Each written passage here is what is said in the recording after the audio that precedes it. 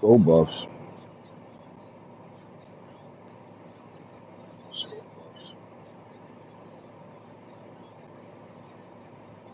School Buffs. As you come in, hit that like button, man. Show some love. Show some real live love. Hit that like button and then comment your team name in the comment section if you are from the homecoming league. Fuck, don't forget to go over there and do your hours over there in Double R. Sir, Huh? I said I'm on it.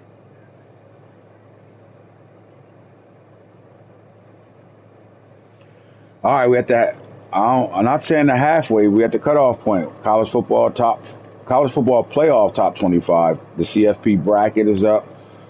We will have a Heisman conversation, awards watch list, bold projections. We also will do a 5-star flex. There are 26 out of 32 5-stars verbally committed to programs already as of week 10. There's some guys in battles right now as well. A lot of kickoff and bring backs.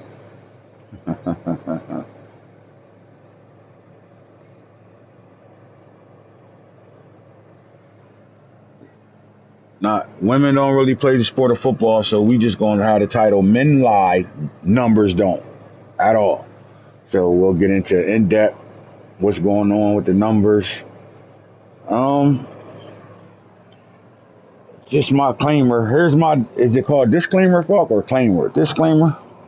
Yep. We're not here to hurt anybody's feelings or make anybody upset. We're here to speak our truths. Our truth doesn't mean it's your truth. The way we see things might not be the way you see it.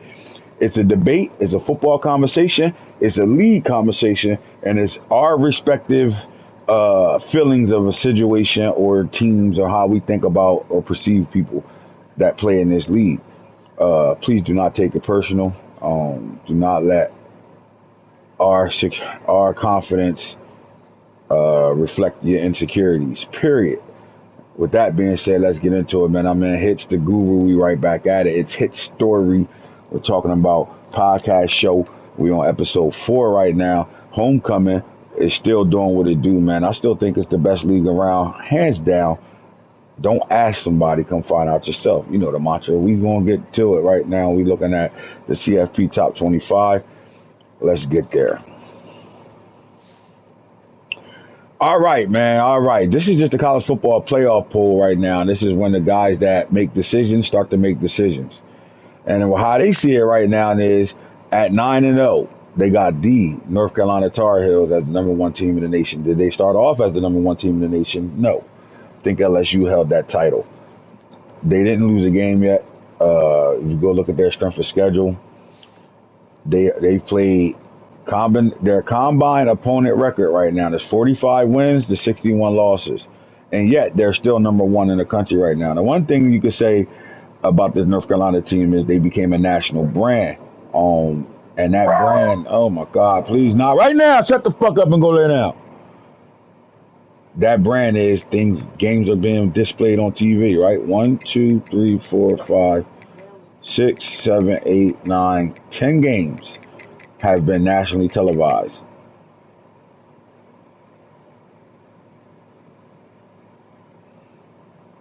North Carolina has been one of the teams that, in the beginning of the year, when we do the early preseason top 25, and then we do the early who should be in the national championship conversation, North Carolina was brought up in that conversation.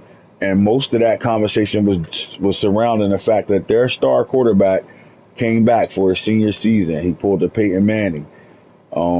We found out that that's his favorite football player, you know. And it's funny because he's a complete dual threat quarterback, and his favorite player is a pocket passer. You saw signs of that early on in his career where he really wasn't running the football at all. He was really learning how to become a passer. And it's good to see, you know, him having that connection with Peyton Manning like Shador had with Tom Brady, where, you know, the guy mentors him a lot right now. And that's really good to see because you're seeing it, right? A kid that probably could have been the number 1 pick overall in last year's draft decided to come back for his senior year. Now, it wasn't an easy decision, but Michael Jordan helped him make that decision a little easier with some guaranteed NIL. Now, with that being said, like there's not too many kids that get to grow up with the luxury of having a Michael Jordan in their life and a Peyton Manning in their life. But a Torrey Newkirk, last year's Heisman winner, comes back, and because he came back, that made North Carolina one of the favorites to win a national title this year. When you think about over their 4 seasons, they did play in a national title 2 seasons ago, losing to the eventual winner of the national championship, Oklahoma. Most of us felt like North Carolina was ahead of schedule since 2025 started, right? They've been a Final Four team every year thus far, first 3 seasons. They're looking to be able to repeat that and this time take it all the way home to bring home a national title on Chapel Hill, not just as a basketball program, but to get their football program a national championship would be not just record setting, record breaking, and like that'd be something that'll go down in the books for sure, right? To get them a national basketball and championship and football. And their basketball team was really good over the last 2 years too.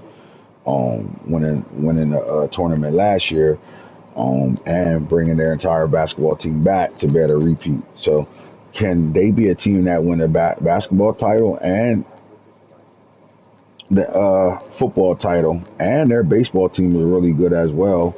Can they do it? So North Carolina program is programming all around the country when they come out of different sports right now. So, but to stop at number one right now, I do think them being ranked number one is because they were highly ranked and because of Newkirk being over there right now, and he's still leading college football on every statistic known to man when it comes down to throwing the football or playing a quarterback position. When he walks out of college, he'll probably hold every record a quarterback can hold in college football. In fact, let's check on that right now to make sure.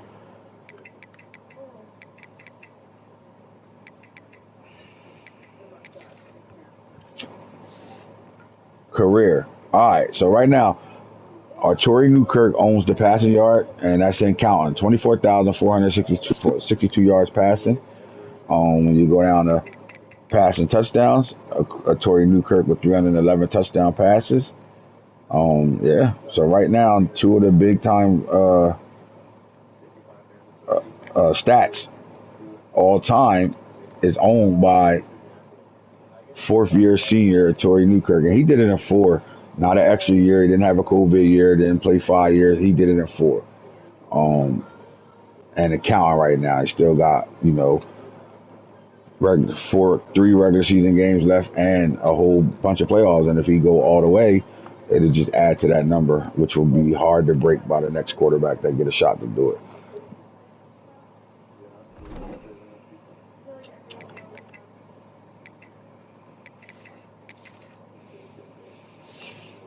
Can we see a head-to-head clash between LSU and North Carolina? Their coaches been having words with each other in the chat, and these two programs are really like not liking each other. And social media right now, they're really throwing shots at each other as the top 2 teams in the nation right now. When you look at LSU's schedule, they have a combined record of 59 wins, 47 losses. When you look at their strength of schedule, so they have they've been playing a bunch of winning teams, more wins than losses when it come down to their schedule. When you think about down the stretch, we talked about this. They got big games coming up. With Ole Miss, they won that game, but they got Alabama, Arkansas, and Oklahoma to close out the season. So week 11 through 13 is going to tell us everything we need to know about this LSU football program. And right now, they're number 1, and if they win these 2 ranked games, Alabama ranked number 9, and Oklahoma ranked number 4, they win those ball games, they will finish number 1 in the nation overall in the ranked CFP rankings right now. When you think of LSU, most people probably think run game, but Andre Young, their wide receiver, is having a stellar year. And I think the more he goes, the better this football team is because it gives them multiple offense, right, where they can throw the football and run the ball. I do think they are a complete football team. They're built offensively and defensively to win a national title. Can they get coached to winning that national title is the question surrounding LSU. When you think about LSU program, you think they dominate the regular season and they struggle to get over that hump in the playoffs. And that's the question that they're going to have to answer, right? Their coach know it. The world know it. and they're going to have to go out there and prove that they can win big playoff games. I think if you ask that coach head up, flat out, he probably will answer that same question with what we saying right now, which is got to win the big game when the big games come, right? Not regular season, in the playoffs. Can we take and get past, get to the national title game? Can we take that next step, right? Can we get past second round? Can we get to the semifinals? Those are the questions for LSU. I think they have the football program to do it. They have the team to do it. And I believe they have the coach to get it done as well. Can they get it done is the question. I wonder if they added pressure on them because of the conversations that have been going on social media. Like if I'm the head coach, I'm keeping it quiet, and I'm keeping my staff keeping it quiet. I'm not arguing with nobody on Twitter or none of that stuff because we got work to do and we got things to prove, right? And until we can get to the destination we try and get to, there's nothing to talk about when it comes down to it. Number 3 in the nation right LSU now. beating Clemson was a big confidence booster. Yes, sir. Definitely agree. Arizona State sitting at number 3. They're 9-0 as well. They're on a bye week 10. Arizona State won a national title in 2025. They've been a highly successful playoff team. They won a Big 12 3 years. USC Trojans.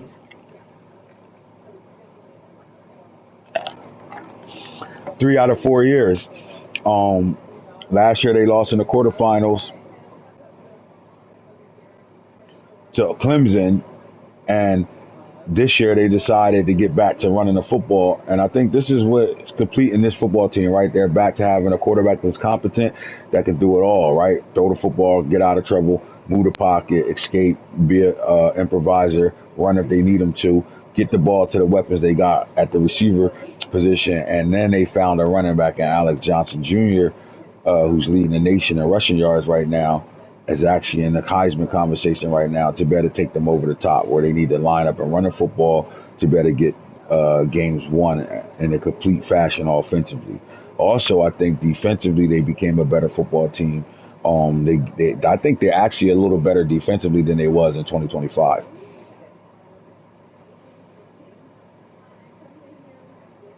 When you look at the Big 12 and their strength of schedule, their record, combination record, 55 wins to 44.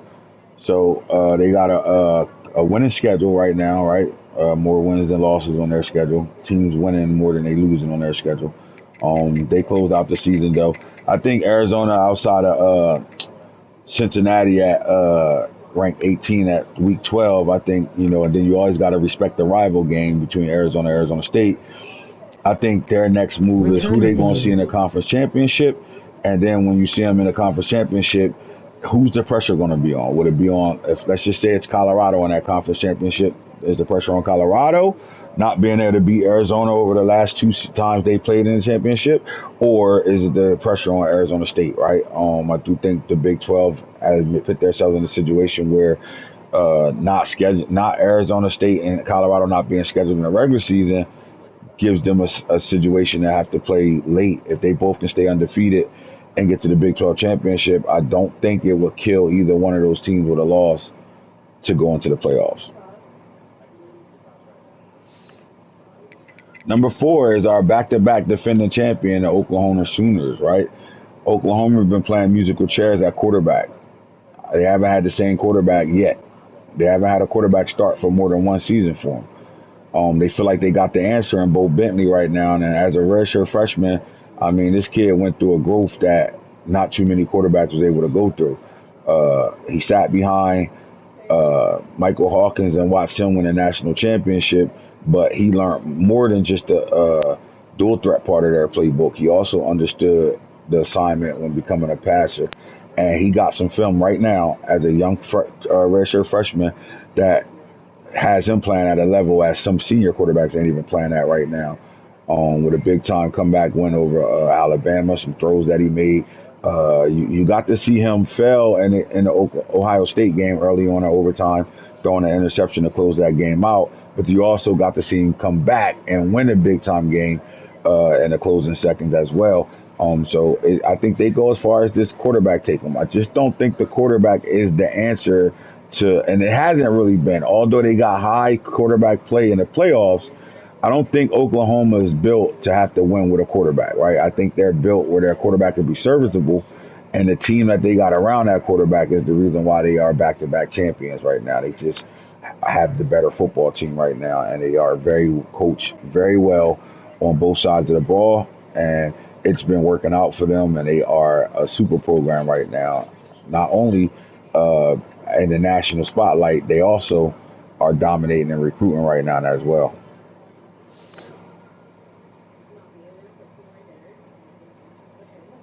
Their combined opponent record is 67-39.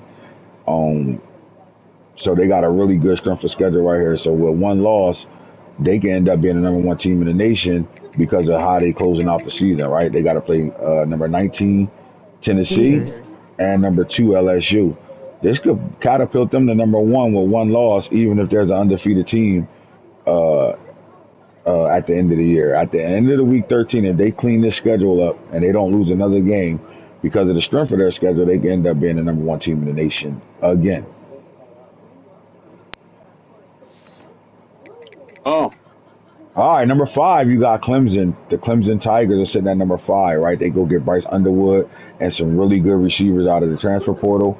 And I think they gave themselves what they was missing, right? This team has been a playoff team, and they played in the national championship year one. They've been in the quarterfinals. They play good football. They've been in the semifinals last year.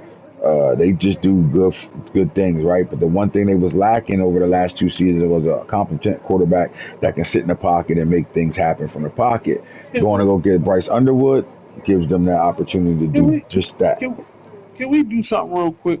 What's that? And I appreciate the game if we can. I appreciate the game's rankings, but in my assessment, there's some teams that's out of the top 10 that should be in the top 10, and some teams in the top 10 that you know, whether it's record or free run, whatever you want to call it, they really haven't been tested yet, and I don't know if they should be where they are.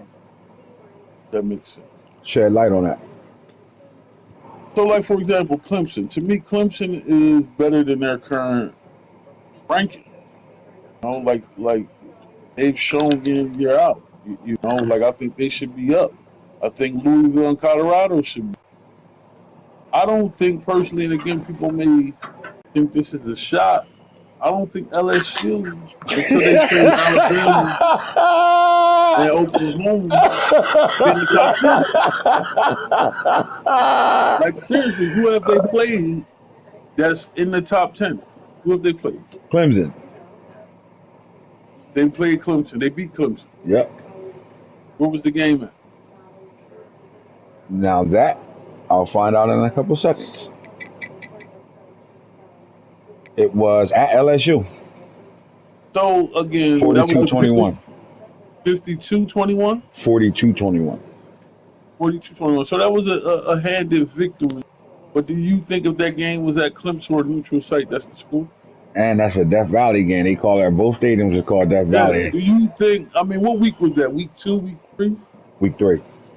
Yeah, Clemson. Again, I'm not making no excuses, but historically, over this, Clemson has shown they. Who hasn't Clemson beat? They've beaten Oklahoma. They've beaten uh, North Carolina. They've beaten a lot of teams. Alabama. Ohio They've State. beaten Ohio State. They've beaten Arizona State. teams. Yeah, their resume is impressive. Who besides Clemson has LSU beat? 68-40. They got a combined opponent record of 68-44 right now as well. Who has Um, LSU beat outside of Clemson this year at home? The 3 years this has been going on. And again, people might say I'm trolling, I'm fucking with the user of LSU, but I'm not. I'm just being honest. Like this, in my assessment, they shouldn't be ranked that high. but they came in ranked as the number one team. Do you think it's because of Every roster year they've been construction? preseason number one. Every Right. year they've been preseason number one. And what Yeah. has they gotten? Playoffs, a winning record regular season, but playoff. Uh, we would say playoff disappointment. I will say that playoff disappointment, right? But them that had a roster they have, should they have at least a national championship game appearance? I do believe that. I think they should have been a national title. All right, so I'm gonna ask you this question: is it the U team? Well, that was my conversation when I first talked about them at number two. I think they don't, all the social media conversations and them, So going back and it's forth the with North users, not the Carolina. team. They got the It comes horses since it day comes one. down Let's to remember. it comes down to coaching with LSU. Yes, and Yeah, I just wanted to I would say that like it come down to coaching in the playoffs with Whoa. LSU. yeah, I just want to say like USC, Louisville, Ohio State, like these teams deserve to be up there. I'm gonna be honest. I don't know if I deserve to be one. To be honest. Well, I would say off the strength of schedule, not this year. You Yeah, I you don't had deserve to be number combined one. your combined opponent record at 45 versus 61. So you're playing teams with more losses than wins right now. Yeah, I don't think I should be, um, number one. I mean, we did play a tough Georgia team that's pretty much tanking. Arkansas, so I think we gotta look at those numbers. Arkansas is pretty decent when they play. Georgia, No, like I think that that no, that could be a little screwed a little bit. Florida State left. They just ran and jumped to you know Miami. Florida, Miami. Florida Take took the dream job. I'm a share play that way you can see my screen too. For Uh, all right, um, so you feel like Clemson sitting at five with one loss? Who should they be in front of? Oklahoma, Arizona State, I think LSU, they or North should just. Carolina? I think they should. I think LSU should move out of the top 10. I think North Carolina should move down to the bottom 10, like 8, 9. I think a lot of teams should move up. I think USC is good what they are. I think Alabama is good what they are. Alabama has the Indy has team, consistently had the um, toughest schedule over the but they last just three haven't shown it in seasons. the postseason yet. But they have the team. Um, you know, they should have beat Oklahoma from what I heard, but lost at the last second. So Alabama, I think they're right where they need to be. I think Louisville should be higher. Ohio State should be higher. I think Colorado, you could argue 6 or 5 or 4. I think Oklahoma just giving them the chance. They We should be got top 3. we got a combined opponent record of 68 and 41. Colorado. So strength of schedule for them is kind of good this year. They beat Oregon 5-3. Tennessee is 6-3 at this point. Nebraska 5-4. Texas Tech 5-3, and then Baylor 7-2 down here. They teams that they beat uh, or they got to play. Oh shit, we got Baylor. I forgot we got Baylor. We ain't played Baylor. No, we played Baylor. We beat the shit out of the computer, but they got a user now. But yeah, so and they got one ranked team left. Me personally, Colorado, uh, 68-41. All Arizona State, they got a winning opponent record. Texas Tech got a winning opponent record as well. But because it's the Big 12, I don't think they can afford to lose regular season games right now. So being I undefeated, think where Colorado's at, you could argue between 4 and 6. got you. We'll argue it. And I they don't want to argue it. I think Arizona State, Oklahoma, Ohio State, and Clemson could argue that. I think North Carolina and LSU come down to the bottom 10, and I definitely think Louisville needs to move up to probably like that 7, 6 range. so what about Ohio State? 63 and 47 combined opponent record. Uh, they I they don't. I like that big win Oklahoma. Oklahoma at Oklahoma. I love that win. That was a big time win. I don't like this loss to Alabama. I don't like that loss. I just think the way Alabama scores in the 40s, 50s, 60s, but they also give up 30, 40, 50 points if you catch them on a good week. Them only scoring 21 is concerning there, but then they, go down to the other games, they turned it up offensively, so maybe that was just a Would you bad would game. you would you chalk that up 42-21 on early game like the week 3? Like Yeah, I think Alabama probably has better team, just player for player, 1 through 80. I just don't like the fact they only scored 21 points. Alabama, if you go to their schedule, their user games, they give up high points. They might win. Most of their user games are shootouts. And I'm just, that 21 is a little concerning, but Ohio State seemed like they probably just was in the funk that game. And after that, they turned it up. I see 59, 84. Or Yeah. or the stat line shows Alabama just bullied them that game. They just overpowered them, So when player you for say player.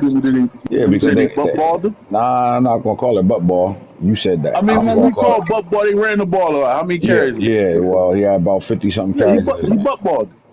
But, I mean, it was effective. Oh, 29 carry. Yeah, we're not going to call that butt ball.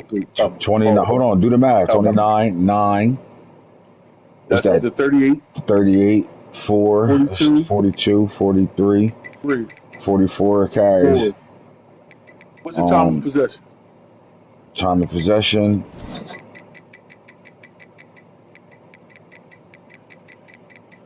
Alabama had it for 17 minutes. Ohio State had it for 10 minutes. Yeah, so he definitely, it was definitely 44 carries in the game is categorized as butt ball. Right, but I so think the Ohio question State, is I take it back. defensively. You couldn't score because you didn't have the ball. And then what happened defensively, right? Like Couldn't score. 2 interceptions, 2 turnovers, 2 Ohio State, interceptions, any fumbles. they had the ball control. I'm sorry, I don't want to call it butt ball because I don't want people to be offended. A ball control offense. I think it was a must win for Alabama, and he went out there and won that game. What he did was week 3 was a must win because of what happened in that Georgia Tech game early on. I think they lost that Georgia Tech game, and then you got the conversation of he had to Max. lock in. Yeah, he had to lock the fuck in, especially with Max talking shit, talking about he ain't gonna make the playoffs. I think it just locked him in, and he caught Ohio State at the right time. Well, I think Alabama's making the playoffs. Because he never not made the playoffs. Like all the shit that Max say it says good, but he's never been out the playoffs. He would be one of the 12 teams for sure. Exactly. That's not happening. And you got to look at where it started with, right? Because the pick'em game between him and Boone happened already, and he pulled that game out. And because he pulled that game out, now he got to deal. But look though, he got to deal with LSU, Georgia, and Auburn and close out the season. He's gonna beat the brakes off LSU. I'm calling a 50. He gonna score 50. He might give up 35, but he gonna score 50. Let me ask you this. Do you really feel that way, or you and Albert been going at it, so you on his ass right now? I'm being honest. I don't want to internalize this and make it personal. I don't. Yes, Albert has the LSU user. I'm sorry. The LSU coach have said some things that are asinine, foolish, whatever you may say, right? And that would have one thing that I have a vendetta or I have it out to get him. I don't. I'm just being honest. I also said North Carolina shouldn't be ranked number 1. I said that. Like I'm being honest here. I just think Alabama, they're gonna beat the dog shit out of LSU. I just feel it. He has in the past. Nesto, has LSU beat Alabama yet? I'm not sure. I don't remember. I don't think so. When Alabama lose, they lose early during the non-conference. But in LSU, in the ACC, I mean the SEC, they make it to the conference championship pretty much. If the right pieces for them. Yeah, they played in the 2 out of the 3 years so far. In the Alabama probably 2-0. I think he lost to Oklahoma. He might be 1-1. Yeah. Or he might be 0-2. I think Max win it the first 2 years. Max has won the SEC every time he played in the game in the SEC championship, but he didn't play in it 1 year. Max for the most part has dominated the SEC. Yes or no? Yes, and he's dominated the league overall as well.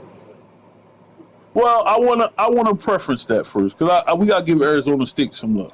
It's not like they play every year, and if I'm mistaken, they played twice, and both games were barn burners. Yep. Yeah, both games were barn burners. And they're 1-1. They're 1-1 in their playoff matchup. So I don't want to say Max is dominating. Dominating is a strong word. Yeah, but I will say Arizona State is dominating the league as well. Okay. If we're going to add that to it, yeah. Okay. All right. So you honestly think Louisville belong in the top 10 right now? Louisville belongs in the top 10. I believe it. I think they do. Combined opponent record 62-51. Their big win is over Texas A&M, Nebraska, Georgia. Now, I'm not. Don't look at the first wins and all that shit because if you kind of look at it, uh, he didn't play Nebraska, didn't play Georgia. He played Clemson 38-35. I watched It was the a end of that dog. game. That was a fight. But then he got SMU that he got the 50-50. He won that 50-50. But he got Georgia Tech, who's 21 coming up, and number 11 North Carolina State with a new coach on it. So you got two teams that's coming up. To me, I think this is going to be everything. He get both them games home too. I think this is going to tell This us is what I everything we think need to about that know. part. I base my outlook on the road travel. Okay, Talking about Louisville. right. And again, no shade to the Texases, the Georgias, the Miamis, the Alabama. No shade to those guys. But if you got a team like Louisville doing this, eating with Clemson, like, you know what I'm saying? It's not like Mhm. Louisville's the top 10 recruiter. Like, he's competing with probably some inferior positions he's deficient at. He's competing. You forget he took me to like an eighth overtime in, what was that, year 2, year 1? Yeah, 7 of them bitches. Yeah, we went to like 7 overtime. So let's stay on that topic for a second. North Carolina, Arizona State, Colorado, Louisville. Would you put USC in that mix right now? We talking about the top 12 I, teams right now. I would, USC, all right. yes. North Carolina State. I'm not gonna put him in there yet because he ain't played nobody. He just got to the league and we've been forced winning him. But he's playing the Yeah, strategic he games got to home, show so you he's can got to do it play when it counts. somebody. All right. When it come down to programs, right? They're not easy programs to do anything with. Whether it's build a team, Yeah, recruit, all that shit. Right? You agree? yes, sure. Arizona State and Colorado has put themselves in when it comes down to recruiting, has put themselves in the top 10 every year. I will give Arizona the slightly edge over Colorado as far as recruiting right now. But does that change the conversation around those programs? Right? Is it time to stop saying he got Arizona State doing that with Arizona State, and me saying I'm doing that with Colorado. Niggas couldn't do that shit, or you with North Carolina, because of what we're doing recruiting and how our rosters are constructed now, and what we've been doing as a winning program. Is it time to start saying we're not those schools, we're blue bloods? Now, with that being said, Arizona State I probably will don't, agree with this too. We still struggle our ass off with recruiting. I don't think so. And all 4 stars not created equal. All 5 stars not created equal. You see my board. I don't get motherfucking DB running 90 speed. I don't get receivers running 90 speed. Now, I go to other people's boards and they motherfucking 94, 95, like, and they might all be 4 star. You get what I'm saying? Like, Hmm. a lot of the program stuff, it matters. It's just, and it's no shade to the people who feel like they got a top tier program. But the 4 stars I get and the 4 stars LSU gets, or Oklahoma or Alabama get, Texas, Georgia, it's just different. And it's fine. It's cool. Like, at the end of the day, it's about the scheme. Not your what they say is about your scheme. You know what I'm saying? It's about your scheme. So at the end of the day, if you got a good scheme, you can overcome anything. Arizona State has shown that. You know what I'm saying? You don't gotta have the best or nothing, and you still could be a dominant and a dog. So I'm gonna Um, narrow it down. For in the Big 12, it comes down to whoever wins the regular season matchup or the Big 12 championship is the only guaranteed playoff spot. Now last and year that's was an bad. outlier. Last year was an outlier with the Big 12. We got three in, right? We got three in. We Texas got Tech the was active. Yeah, Yeah, yeah. we got the championship loser, championship winner, and because Colorado was ranked super high with just one loss, they were able to get in the playoffs, right? That now, but it hasn't been that way, right? It's like Colorado literally and Arizona State separated themselves here. Arizona State has won the conference 3 out of 4 years. They've been in the playoffs all 3 years. Colorado has lost one game or two and only been in the playoffs once because of it. Meanwhile, in the ACC, guys with 2 and 3 losses are in the playoffs every year consistently. SEC, rightfully so. Ohio, and the Big 12 and the Big 10 as well. So my question to you is, uh, the success of some of these programs that got the lesser schools, um, changes off a playoff argument. Remember when they was asking like after season one who the top 10 teams are, and I said I couldn't answer that yet, and if I did, Yeah, I would always put the playoff teams in it. yeah, yeah. I remember that. When we screen, niggas got blue blood. Like if I like you, we've been in the chat, and I'll do it myself. But you just got finished saying it yesterday, man. We going to Georgia. What would it be if I had Georgia, a team like that? When does that conversation? Because Well, because when guys play us with these teams, they don't take that in consideration. They plan us, so it's like, well. you know what I Also, mean? this It's like shit. right? I just beat Ant, right? Like It, I can it, honestly tell you, my bad. I can honestly tell you, Albert lost that playoff game to me because he was playing me, not Colorado. yeah, it's also this. It's damned if you do, damned if you don't. What do I mean, right? If I have North Carolina or Syracuse last year in, you know, year 3, 4, 5, 6, 7, I make them respectable, and then to I think I won a couple national championships with Syracuse. North Carolina is trending the same way. Get our feet wet a couple few years in, and then we start right. Okay, well, you seen what LSU said, right? Oh, you with me now, the winless club, right? Hmm. And I'm like, hold on, wait. I got North Carolina. Like, it's not like I got your team. If I had your team and I didn't win year 1 or year 2, I would be a failure. You get what I'm saying? So for Hmm. me, I've learned it don't matter if I get a blue blood or I get a what you call. I'm gonna get held to a standard. So I might as well just get that you know what I'm saying? I might as well get that Georgia or that Miami, and now because I'm damned if I do, I'm damned if I Clemson. don't. And that's what happens. It's like you get held to a standard, and then it's like, oh, people want to. My point is, people want to make the arguments they're gonna make.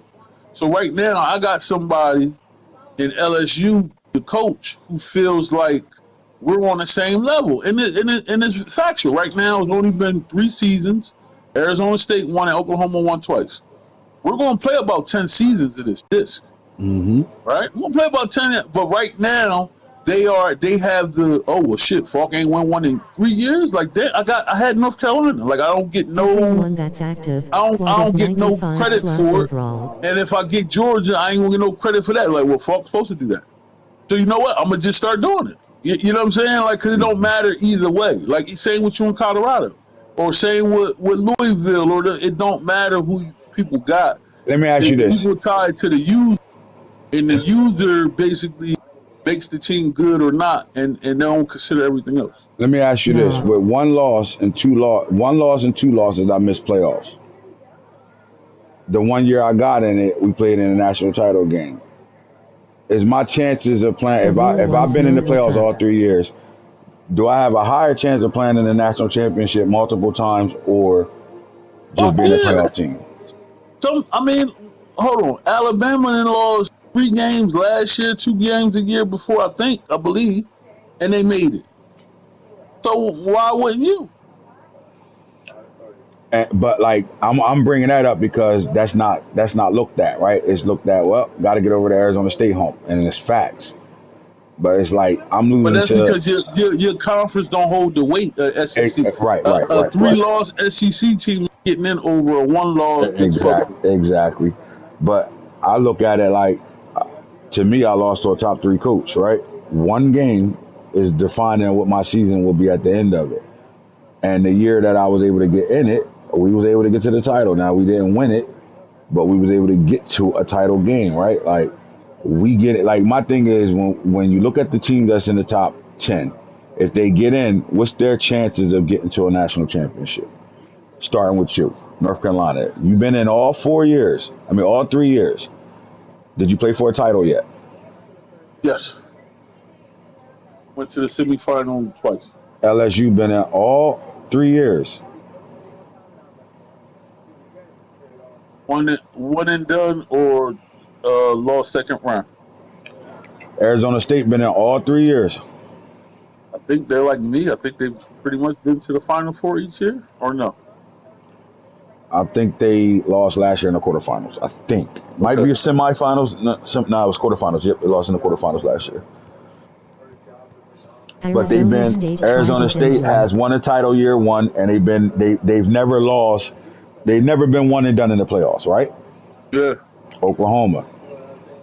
Every year, national champion or Final Four. I think the one year they went to the Final Four, lost to I think Arizona Arizona State. State. Yeah. Arizona State beat them on their way to a championship. Clemson been in the playoffs all 3 years. Played in the They title they game they they and been in played the the Final title Four. game, and they've been in the Final Four once, and I think they might have lost second round once. Yep. Ohio State. Um, Lost first round once, second round twice, I believe. Mm-hmm. No, they've been to a Final Four, right? Mm-hmm. They've been to one Final Four, one second round. I played them second round, and what happened year one? Year one, they lost the Final Four to Clemson. So two Final Fours, one second round. Clemson went to the national championship year one. Year two, I don't know who they drew year two. I don't know. Remember who Ohio State drew year two, and when did they draw them? I played them last year, second round. You played them in the quarterfinals, yep. And that game sent you to me and you meet up in the semifinals. So they lost in the second round. They've been to the Final Four. I don't think they had an early exit ever. So they at least been to the second round of every playoff. Yes. Louisville hasn't been in the playoffs yet, and you can argue because of Clemson and North Carolina. They've had the record. Last year, they were supposed to get it last year, remember? Yep. Alabama's been in the playoffs every season.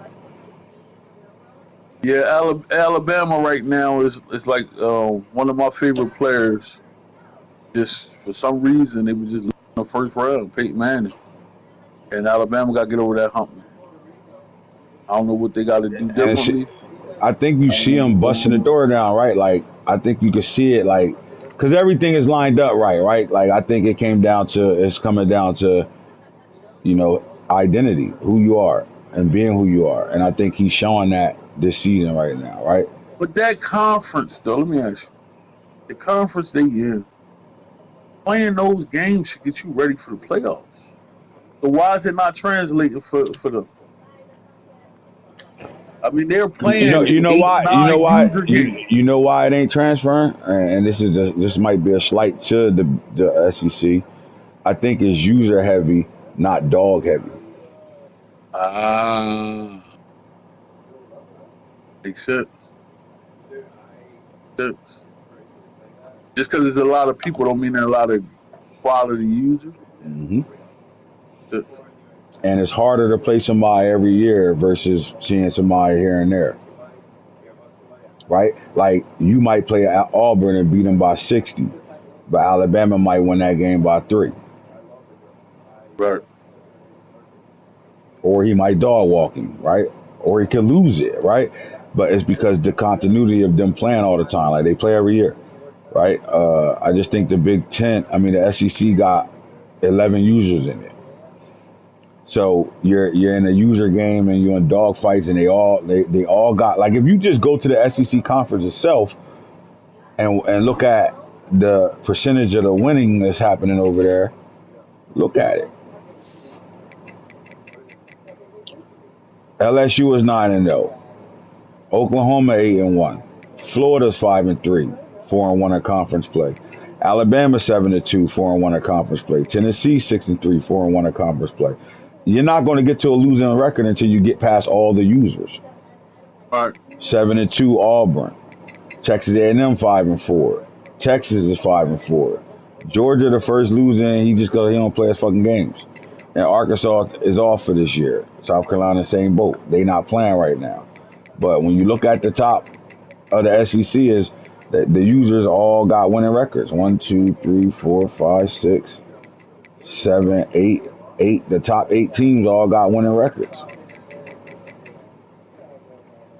And then you got 1, 2, 3, 4, 5, 6, 7 users that's ranked.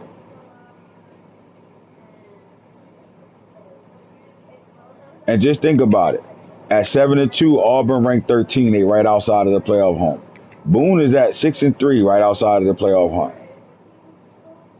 You know what I'm saying? Like Yeah. they still in the mix. They don't lose another game, and one team lose one game in any of the other conferences can knock them out of that playoff hump and put them in.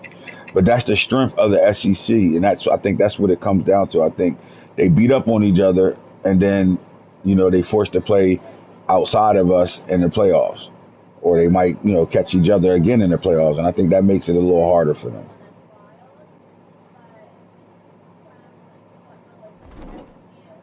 But I like the conversation, completely like the conversation. Like, if we look at the bracket right now, you're looking at Ball State, Butt-Ass, and Clemson. So whoever get that fifth spot get an automatic bid to the second round.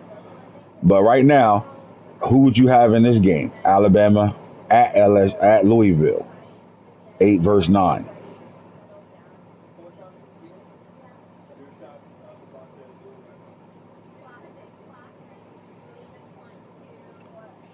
Like, is Alabama on a roll in that Louisville playoff game? Like, if the playoffs was to start today and this was the matchups, do you got Alabama going to the quarterfinals playing Louisville?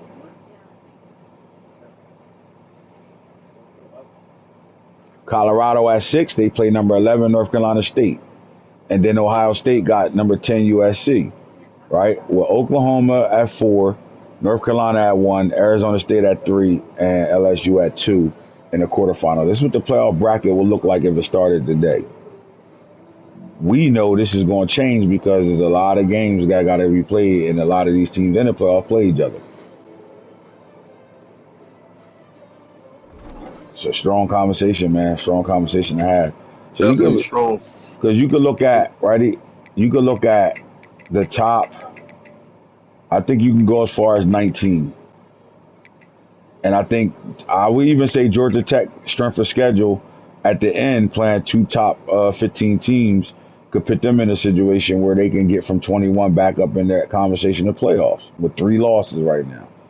Just because at the end of the season they're going to play 2 ranked teams. But Tennessee, Baylor, UCLA, Notre Dame. Like, Notre Dame play probably the hardest schedule in the league every year.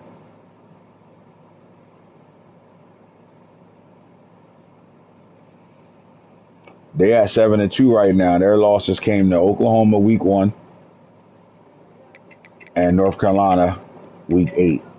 They were able to beat Texas, Arkansas, Miami. They still got to worry about, like, they got to close their season off with Clemson, who's ranked number 5, Texas Tech, who's 23, and USC, who's number 10. If Notre Dame clear that schedule and win all these games, they in the playoffs for sure. And they might even bump up into like top 7 with 2 losses.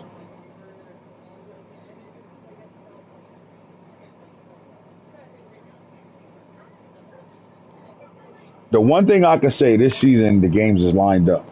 Like, everything matters down the stretch. Like, there's no holes that don't matter, right? Because as weak as the Big 12 actually really is, as far as winning losses, we can't have we can't be 7-2, right? But it still come down to that championship game or a late regular season game between 2 out of 3 teams that are determined if they in the playoffs or not, versus Notre Dame with ranked teams week 11, week 12, and week 13. LSU, they gonna have to play Alabama, Arkansas. They got 2 top 10 matchups week 11 through 13. That's huge. Oklahoma, they close out their season with LSU, Tennessee, Michigan, and LSU. Like, Boone can win this game and put himself right back in the conversation of playoff Definitely and do it. SEC championship if I he was can looking at win the shit game. last night. If he can win the game, though, like, that's the question, right? And Arizona State, they really are coasting through they Colorado and Arizona State look the same in the sense of who they play early versus Big 12 competition, and it comes down to one game, conference championship. That one game is going to determine where they playing at if they in the playoffs. Now, I do believe both teams will get in no matter who loses that game. Both teams will get in, but it's never like that all the time. It's like that game, this conference championship game, always matter for the Big 12 of who's in and who's not. That we had a stellar season we had every year, and if I beat Arizona State in the conference championship game, he might not be dancing. He beat me 2 years straight. I wasn't dancing.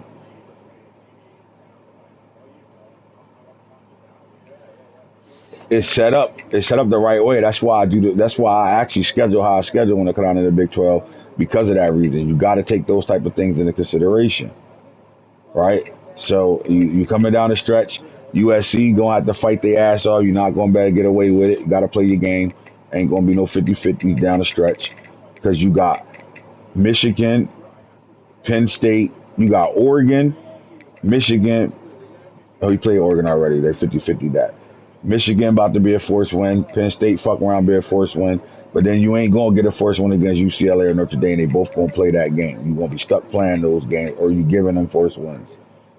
So it comes down to them sitting at 10 right now, with the number 15th team on their ass and the 14th team on their ass. No diddy.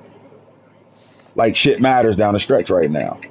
Now North Carolina State comes in late, and because he a new user, he got the same love Washington got, where they were playoff teams probably when they probably shouldn't have been in the playoffs, which put them in conversations they don't belong in at all. But he got to play 2 games down the back stretch that's going to determine everything. He like, I'm not going to Florida State yet because I still got a chance to be in the playoffs. That's what you want to hear. But you got to play number 8 at Louisville and number 1 at North Carolina in a rival game. Like that's huge down the stretch. Lose those 2 games is 9 out of 10 times they're not in the playoffs at all. They'll be bowling. That's how close shit is. I think UCLA they got 1 conference loss. That's to Ohio State, and they lost to Tennessee, and they rank number 15 right now. They closed their season out with USC and Penn State. What happens? They win those 2 games, right? Are they in the? Are they playing in the Big Ten championship again? You saw them upset Ohio State last year in the Big Ten championship. Can they get it done?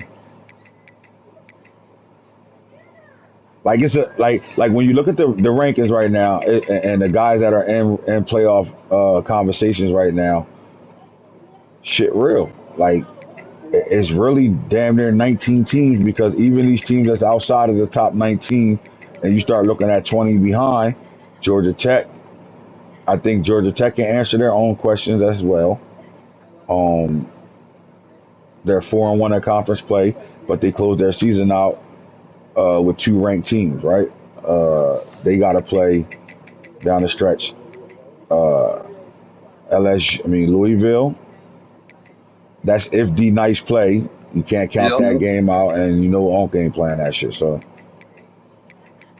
they just got to beat Louisville, in my opinion. But would that be enough? Beating the number 8 team at 21, would that be enough with 3 losses and 1 conference loss? Would that be enough? What I do know is this: if they beat number 8 Louisville and they somehow get themselves in the the ACC championship game, which I don't know how you do that with Clemson with no losses in it. Well, who Clemson got though? Hold on.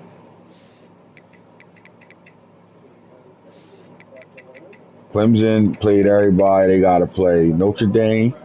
That's not a conference loss though. If they lose that, Florida State has no user right now, so they straight. South Carolina ain't playing, so all they got to do is beat Notre Dame, and even if they lost that game, it won't kill them. They're going to the right. All right, so it's safe to say that Clemson will be in the ACC championship for sure, and North Carolina State is the only person in your way.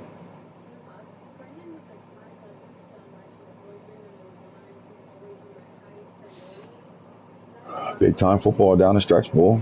That shit real. That shit real. All right, the World Watch List. Let's talk about it for a second right now. For the last 3 years, you had the Maxwell Award winner. Am I right? Your receiver, Lee Cott or Lee, whatever his name was, who won the Heisman. He also won the Maxwell Award, right? Torrey Newkirk is number 4 on this list, but his receiver Corey Sadler Jr. is number 1 on this list. Joe Wyatt, number 2 on this list. We'll go stats. Slide over to the stats. All right. Corey got 100 catches, 1568, 25 receiving touchdowns. Joe Wyatt with 93 catches, 2,229 yards, 28 touchdowns. Running back Alex Johnson Jr., redshirt sophomore, got 156 carries, 1931, 32 touchdowns, averaging 12 yards a pop. That boy shitting. Newkirk with 4,227 yards passing, 54 touchdowns.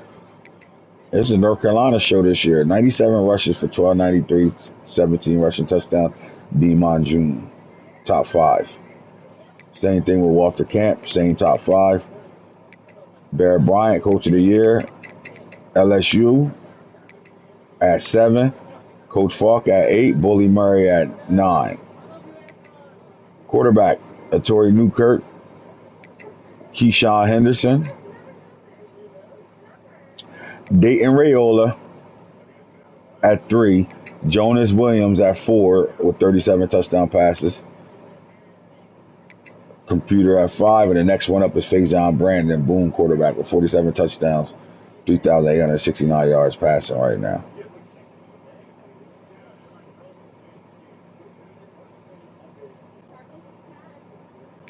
Best defensive player right now, Avery Addison, the safety for LSU. 8 interceptions on the year, 7 passes deflected, 25 tackles. He's number 1 as the best defensive player in the country right now. Max got a super sophomore, 94 overall, Trent Wilson. This nigga dog, 94 overall. Oh my God, 9 tackles, 9 sacks, but 30 tackle for losses. Got him number 2 on this list. Mike linebacker Caleb Red in his senior year, balling for Ohio State, 31 tackles, 1 sack, 4 interceptions. Joseph Petco, Jr., D tackle, 15 sacks, 17 tackles, 29 tackle for loss for Colorado. The Petco brothers. Number 5 is Alexander Shield Knight, 1 interception, 4 pass deflections, 25 tackles. These niggas, Oklahoma about to be right back in the mix next year. If they keep these guys around, I doubt Trent Wilson stay as a redshirt sophomore at 94 overall. But Alexander Shield Knight, 91 overall as a sophomore. I don't know. That's your top 5. If I'm Max, I'm fighting to keep them niggas face, around. Loudly crying face, weary face, loudly crying face.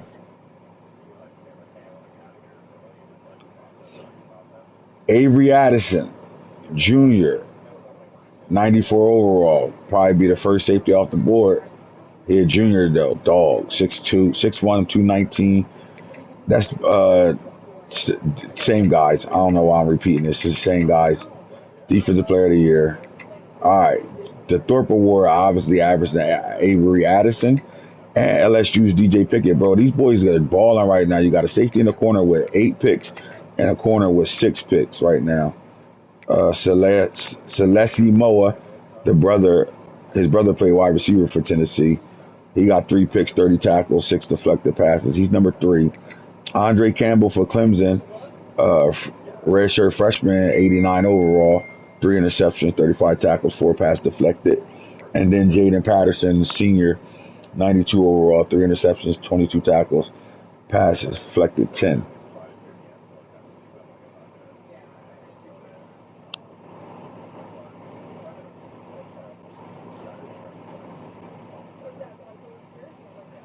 Yeah, I think somebody helped that boy. Fucking right. He ain't kill that girl by herself. Fucking right. All right, the Thorpe Award. I don't see how anybody can beat these two out with these. The INT numbers is too high for LSU. They getting turnovers like a motherfucker. That's 14 between 2 niggas. All right, you're looking at Doak Walker Award, running back award right now. Alex Johnson Jr., Demon June. Let's look at the average per carry. 12 yards per carry for Alex. Demon averaged 13 yards per carry. This man got 97 yards for almost 1,300 yards. 5 yards to carry, but he doing it through the air. Javi Osborne with 6 yards to carry and 149 carries, 958, 22 rushing touchdowns. And then Bo Walker, Alabama, he got 166 carries. He averaged 7 yards a pop, 17 rushing touchdowns with 1298. They're your top 5 running backs in the nation right now. To me, that can win this award.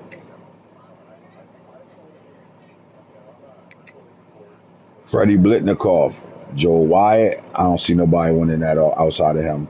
He's still, to me, the best receiver in the country. Corey Sadler got something to say about that. And Andre Young been balling the fuck out as well. But then you got Shadarian Morgan. That's my guy. 44 catches, 1325, 16 touchdowns. He is the leading receiver in that room. Cooper Reed, he been a monster since he stepped on campus in 2026. Are your top 5 to win the Biletnikoff Award. Lombardi, best defensive player in the country. Best defensive lineman of the year, Trent Wilson. 9 sacks. Joseph Pecco, 15 sacks. I don't even know how he in front of me right now. Bob. His brother Damani Pacco got 12 sacks. Like, what we talking about? Fuck they see that I don't see. 24 tackle for loss. What do you got? 30, maybe the 30 tackle for losses is it. Ashton Black. Fuck, who is Ashton Black and Juju Peppers? They guys who were pretty much on the bench. Yeah, Yasir Congo. Yeah, you sent 2 DNs to the NFL last year, right? Yeah, first rounders. These Ashton guys now, were. Ashton Black played last year, but Juju didn't.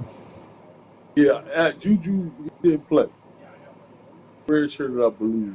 Ashton Black played, but he was like got in when guys got tired. Got you. Or we went NASCAR package. When you look at the defensive lineman of the year, right? We're not just talking about edge rusher. We're talking about complete defensive line, the front 4. Ohio State got the number 1 guy in this award race and the number 7. So Jake Cruel, 4 sacks on the year. I think they're doing it with the tackle for losses, right? Because the sacks ain't high for them, but 23 tackle for losses is high. Like when you look at Trent Wilson, 9 sacks, 30 tackle for losses. They're number 1 and number 7 is Oklahoma. Colorado's number 2 and 3. And the production is there. 15 sacks, 29 tackle for losses for their D tackle. And his brother got 12 sacks or 24 tackle for losses, number 2. When you look at your 2 guys, 10 sacks, 20 tackle for losses, and Juju got 11 sacks with 17 tackle for losses. You start looking at the tandems again. Leonard Davis, 9 sacks, 19 tackle for losses for LSU, and number 9, Lamar Brown, 6 sacks, 14 tackle for losses.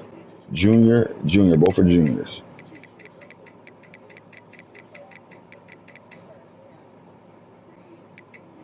Senior quarterbacks, Torrey Newkirk and Jonas Williams, the only 2 senior quarterbacks that's playing right now.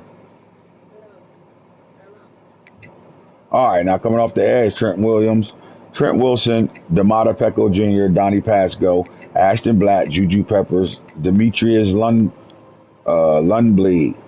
He got 11 sacks, 20 tackle for losses. Jake Cruel, 4 sacks, 23 tackle for losses.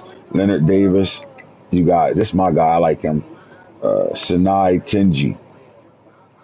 And here's my sidekick, Tinji. 10 sacks, 18 tackles for loss. Duke always got a guy up here. Jaden Ramos, Jaquin Duck, LSU, and then you're looking at Jared Smith for Auburn. I'm sorry, but your top 5 in this race, Notre Dame. Yeah. All right, Outland Trophy Award, top 5 right now. Interior lineman of the year, Texas A&M, Brian Mbiemere, Trey Cassidy, Notre Dame, right guard. Philip Ham, Alabama, right guard. You're looking at 27 pancakes. Might be getting that soon, I'll Hugh. 8 pancakes from, might be getting that soon. I'll hit you up. Got you, my boy. How you been? As soon as you hit me, you ain't even got to worry about it. Hit me, an invite sent. 2 pancakes. How about Janai Carr, IMG Academy, 19 pancakes on the year at number 4. And then you're looking at Cortland Hurd, the Hurd brothers. He got 23 pancakes on the year. As a redshirt freshman from Blairstown, New Jersey, he got twin brother out there. Mackey Award. This award is presented to the best tight end of the year. Notre Dame's Andre Alesh, 725, 9 receiving touchdowns. Keyshawn Singleton, Clemson, 34 catches, 601 yards, 10 touchdowns. Kendra Harrison for Oregon, these are all blue chippers, 48, 862, 7 touchdowns. How about Gavin Mueller?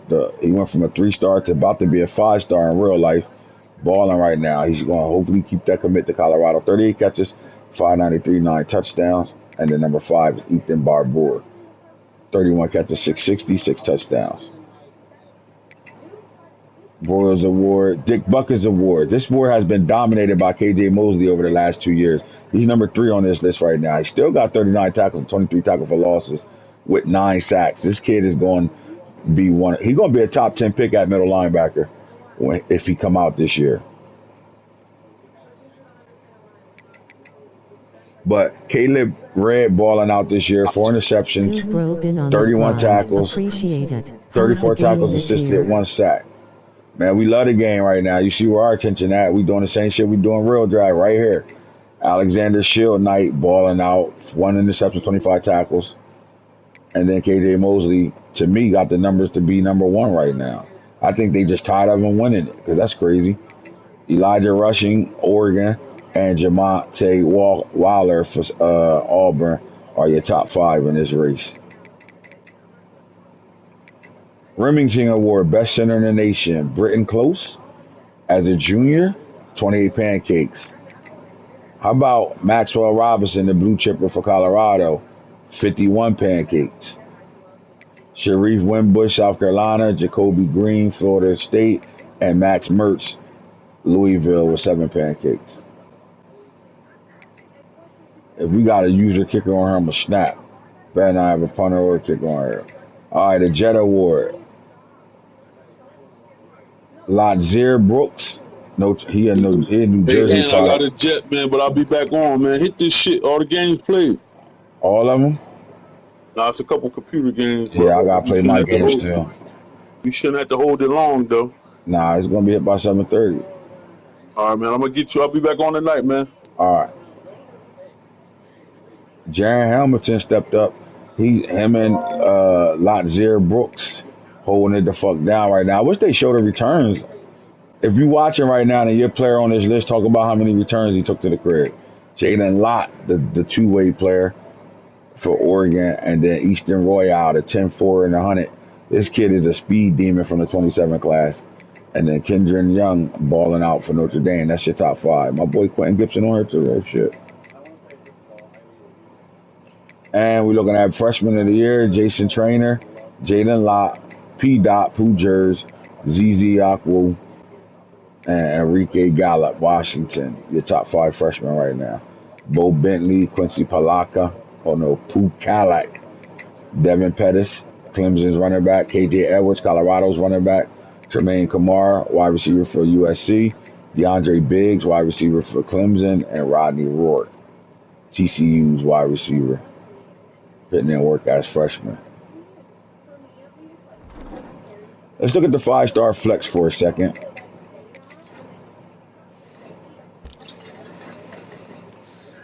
Right now, Oklahoma is the number 1 team in the nation in recruiting, 254.75. Clemson second up, 223.45. USC is sitting at number 3 right now with 14 4-stars, 205.60. Tennessee at number 4, 1 5-star, 11 4-stars, 1 3-star at 201.55. Auburn's number 5 in the nation in recruiting, 1 5-star, 11 4-stars. Arizona State is sitting at number sitting at number 6 with 3 5-stars, 7 4-stars.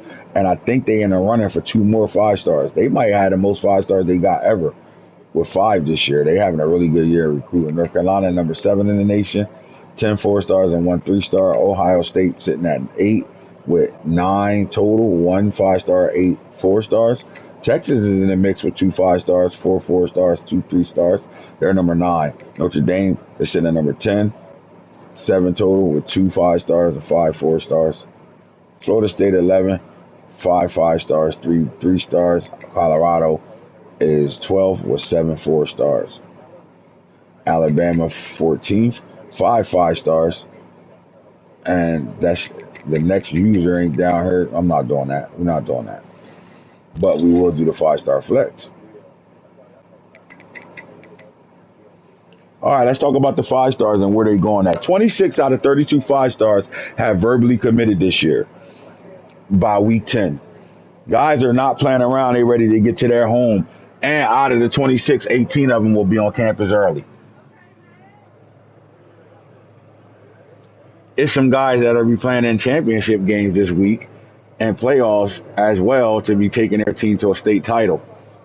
And we're going to talk about all these 5 stars right now, what their history is, who they are, where they going, why they going, and what do we expect out of them. The national ranked #1 player in the nation, he's in the state of New Jersey, 30 minutes away from Camden, Trenton, New Jersey. #1 player nationally, #1 in the position at right tackle, 6'6", 304-pound, agile archetype, Robbie Folk. Now, we talked about this kid. I think he will eventually be a left tackle for Ohio State, depending on what they got over there. But I just think he's going to grade out, end up being a left tackle. And I think he'll be able to be one of those guys that can play right or left tackle, which is going to give him high value when it's time for him to be evaluated to go to the pros. Anytime you tackle run a 4.9 and a 40, you know you're dealing with somebody that's athletic like shit. He played a little bit of tight end growing up, but he just grew into his body to the point where they had to put him on the line. Physical as hell. He's not just a guy that's going to finesse you to death. He does everything right. He's a technique guy, right? And he's getting the best training because he's going to the school of hard knocks to get his training. So you're looking at a guy that's really, really good at what he's doing, and he's getting better. And in all the camp circuits, he's been doing nothing but dominating. If you watch him on social media and you watch the one-on-ones that he's going against the other blue chip edge rushers in the country, I mean, he's doing blindside shit, pancaking guys, pushing them down the field. He do a whole lot of it, right? Like, they call him Baby Pancake in Trenton, New Jersey. And I do think that he will be playing Camden High School for the for the New Jersey state title. He already won a state. They already won they won their championship already, but now they about to play the best 2 teams in the state is going to match up, and it'll be Cannon High versus Trenton.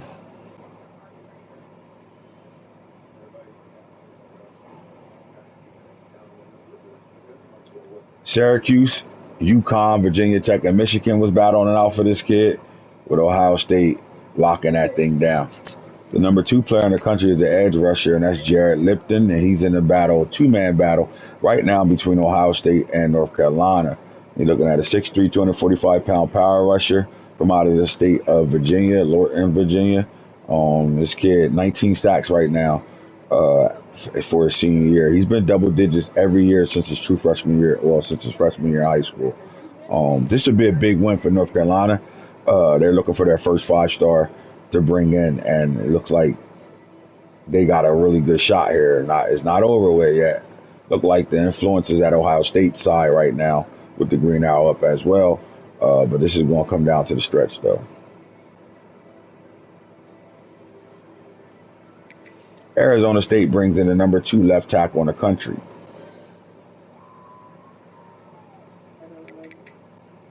Hi, bro. What up, Lil Dev? I wonder why he's the #2 left tackle. Who the fuck is the #1? I mean, he's the #3 player overall. Where the fuck's the #1 left tackle at? I think they think Falk is a left tackle. That's why. We'll see. All right, but this is a big win out of California. They go get and then you don't really find this type of size in California when it comes down to offensive lineman.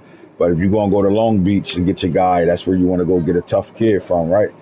6'6", 325 pounds. He's a mauler. Eagles won. Yep.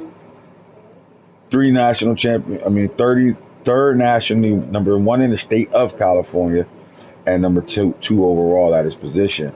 This is a big time win because he had to beat out Oregon. Notre Dame got a pipeline in California, but he beat out the West Coast teams to get this win. And I think as long as Arizona State can continue to dominate the West and they stand on their side of the map, and they're doing a good job in the West on the West Coast with bringing in players right now, and that was a big time win by them, especially over USC. The number four player in the nation is right edge Colt Britton, 6'5", 254 pounds. Looks like Chicago, Illinois. So they go from the West Coast all the way back over to the East Coast to go get an edge rusher, right? And because of what they've done in their edge room over the last two seasons, I think guys are starting to look at Arizona State as not only can we come play here early, we also got an opportunity to get developed to go to the pros. At 6'5", 254 pounds, that's pure power. In Chicago, Illinois, you're looking at Alabama and USC in the top three. What is your favorite team in college football? Colorado.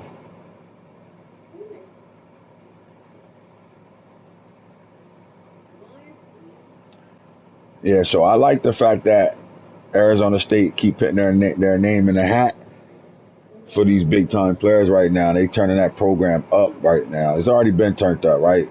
You got a national title under your belt, and in recruiting, you've been in the top 10 every If they year, are a tough team.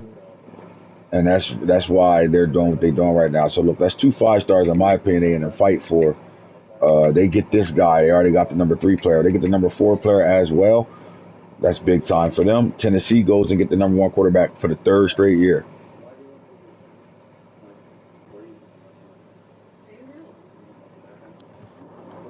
Richmond Hill, Georgia, but he played for Buford, right? And Buford will be playing Carleton High School, Julian Lewis's high school, for the Georgia title this Saturday. And the Tennessee coaching staff will be in the building. Uh, their recruiting staff will be in the building for that game. Um, they got a big time game. They got to worry about this weekend too. But they flying out to go see this kid play. They think he's the next guy to be their quarterback in their program right now. They did lose last year's quarterback to the transfer portal. But this year, I think this is the gap they need between number 1 quarterbacks to be able to get a guy to stay. And I think Tate Teamer is going to give them everything they want right now. Solid arm, really good athlete. He's definitely a backfield creator, right? He can make shit happen, and I think he'll fit perfect in their system. I like this pickup for them. He was on record as saying the reason why he going there is so he feel like he could be the next guy up at the Faison Brandon, and he feel like Tennessee has done a good job of putting weapons in their offense and what they do offensively with throwing the football is the reason why he's going to sign on the dotted line. This kid said his recruitment is locked. He is not going on any more visits, looking at any other teams. He's done. It's Tennessee Vows forever. The number 1 cornerback, Nate Potts, bump and run specialist, really good size, 6'2". I depend on some weight out of Oswego, Illinois. But he a demon, right? 9 interceptions. He had 4 picks last week in the playoff game to get his team over the hump in a 1-point win over the team they played, and they're on their way to the semifinals. He wants to walk out of high school as a champion. In the 7-on-7 circuit, he plays some wide receiver as well. But he shut down some of the top receivers in this class in 7-on-7 circuit. I'm talking about 2 receivers that's the top receivers in this class was held to 1 catch in 2 games, right? They played back-to-back games, and he held the number 1 receiver and the number 2 receiver of the 2028 class to 1 catch. And having 4 interceptions in 1 game, bro, and they do a lot of man to man and cover. They'll go cover 3, but they do a lot of man to man, and they lock him on the best receiver every week, and he's showing right now that he's up for the task. Imagine what Clemson's defensive coordinator going to do with this kid once they get him up to speed. Like when you got a guy that can shut down half, you can do anything you want on the other end.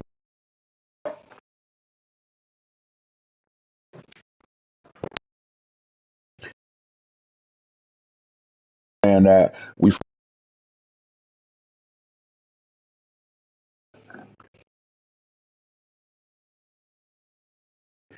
at Colorado. All these kids want to play both sides of the ball, but if there's a kid that could do it, I think he's one, right? When Kemp see this kid and watch really break down the 7-on-7 film, you're going to see that he really probably could have been a 5-star, if not a 4-star at wide receiver. And to me, you bring that type of athlete in, they're going to have to make a decision, right? Because if I'm Kemp, I'm going to put him in camp, and I'm going to give him snaps at receiver and see what he can do. Because the question will be, does he become a wide receiver for you and play part-time corner? Or is it ceiling higher on defense where he's going to go to the NFL and have a higher grade at corner and play some spot duty receiver, right? We know he'll get the kick return and punt return duties, and speed kills. This kid is a 4.3 guy. Listen, he ran a 10.8 and 100, and I think he'll be faster than that because he stumbled out of the gates. So I'm thinking 10.6, 10.5. You're looking at a guy that's coming in with low 4.3 speed. In my opinion, you can line this kid up and lock down number one receivers. He got the size. Only thing you got to do is put the weight on, right? He You get him might up get to in about every now 180. and then at WR. I like that. You put him. I don't know if he need a red shirt. Like, I think he's too talented to not play year one. I'm on my show, Mom. I'm talking to the game. You want to take him with you? Okay, please. There you go, baby. What's wrong? You good? All right. Yeah, I got you. Here. And then we're gonna go to the store. When I get off the show, I'll take you to the store real fast. Who's that for? This is for you.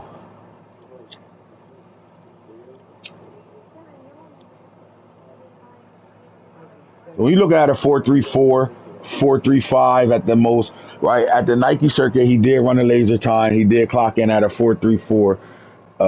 He ran a 4.37, 4.34. You know we're gonna go with the smallest time, right? You're looking at a guy that might be 96, close to 97 speed. Close. I think he's faster than that 4.34, in my opinion. Like, he's a track guy too, two-sport kid.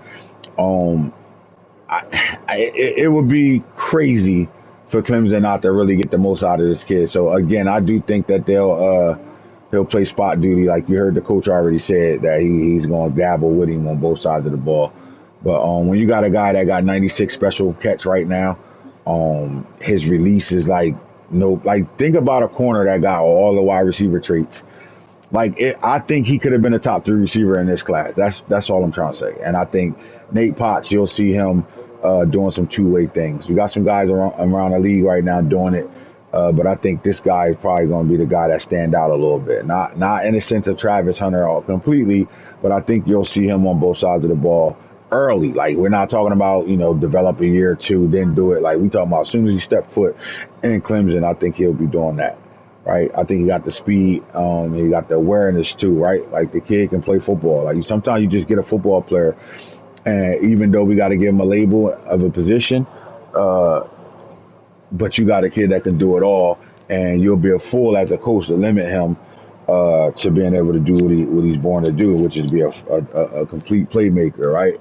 And I just think Clemson understands that. They understand the assignment, and because they understand that, they're gonna get their guy on the field. And it helps to be one of the fastest guys in the class to be able to come into a program and know that you're going to be able to beat kids with your speed alone. All you got to do is just tighten up your technique, and everything else is going to fall into play. I like this kid.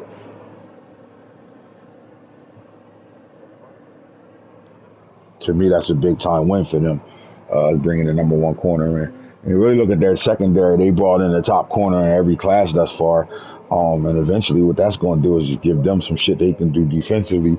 Imagine when Clemson can line up and go man-to-man and just beat you with dogs. Whew, boy. All right. The number 3 right tackle. I don't know. This shit a little confusing to me. But Alex Leclerc, Colorado was in the mix for this kid. Lost his battle to the defending champions. He's out of Texarkana, Texas. 6'5", 290-pound agile. I think his problem is this. The football team he played for, they're a 500 football team. But sometimes you just got standouts, right? Or bad coaching, because they got 4 blue chip players on this team. two on offense and two on defense, right? They're going to go power forward for sure. And he's one of them, right? Like he might be the best, one of the best linemen in the state of Texas. But he didn't. He stayed with his team. He didn't transfer out and go to a powerhouse. He wanted to play with his friends, and that's one of them situations that paid off. With a high school not chipping, not popping, they don't win games all crazy. But this kid is a standout, right? Like you line him up with some blue chippers, it's going to be all right. And then the other thing is he didn't play in the highest classification in Texas as well. I think that's what got him at 7 and not up there at like 4, 3 in those situations. But I do like the fact that he will have time to not just develop, but to be able to play with. When you get to college, everybody was the best player on that team, right? So when you get around that environment, I think it turns up, right? I think they'll better fit the shirt. I think they're deep enough on their offensive line and young enough on their offensive line where this kid can get a red shirt and get a year to process and develop. They also got the number 2 quarterback in this year's class, and Jason Hendricks, dual threat, 6'5", 187. He goes into Arizona and gets him. He was battling Oregon, Nebraska, Alabama. Arizona State really ain't put no pressure on him in this game. They like their quarterback room right now. They wasn't really going hard after him. But I do think they get a good guy right here in Chandler, Arizona. He played at the same school as, what's that little freckle-faced boy that played for the Saints right now? Somebody tell me his name for a +2.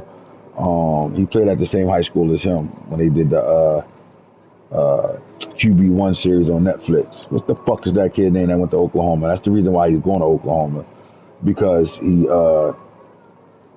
he looks at God damn it! If you're paying attention, who's New Orleans Saints quarterback right now? Rattler. There we go. Rattler. Good shit.